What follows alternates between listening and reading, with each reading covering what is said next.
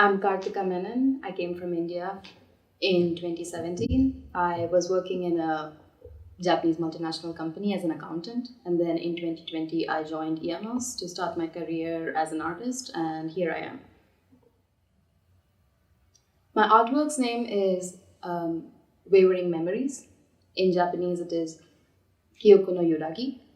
It is about the things I experienced in this place called Neo while I was staying there for a few months, and also my childhood traumas.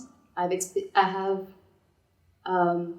exhibited it in the form of a paper cut and also graffiti artwork, and the main part of the artwork is where the shadow play on the walls. I was staying in Neo for like a few months, and I started off this project as I was first interested in this abandoned houses in Japan because I see so many of them around here. And while I was exploring that, I found out I was missing my home and I was homesick. And then as I started wondering why that was happening, I found out that there's this method called as autoethnography, where you can actually measure what your feelings are as a researcher, and that is autobiography and ethnography combined.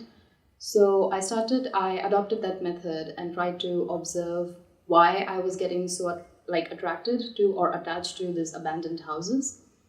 And as I did that, I found out a lot of my childhood traumas came to surface, and I wanted to show that in my artwork of how our memories are always wavering, that is like coming and going and interacting with the past and present and probably the future and fantasy. And the moment a person's past or experience becomes a memory, it's not a fact anymore. It can be fiction, it can be anything, it can be fantasy, but it is that person's truth. And I wanted to show that in an art form, and that's why I made this installation work.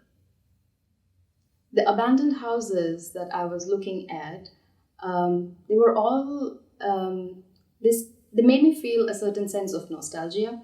And that was a very interesting feeling for me because I was looking at them for the first time, and all I could think of was my grandma and my parents. And I couldn't understand why I would feel so much I would miss my parents so much when I'm looking at abandoned house. Then I realized that maybe it is because I don't have an idea of what home means to me, because I've not stayed with my family for a very long time. And my family is all like different, it stays at a very different places.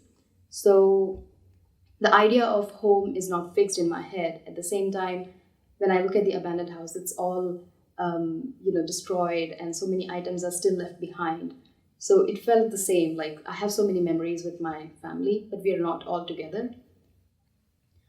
When the audience tries to go inside or goes inside the space, I want them to take their time and be still and observe the entire space. Breathe and just be with the artwork for the moment. And try not to overthink. I mean, if it happens, let it happen. But try not to make too much sense of why did she make this or why did she make that.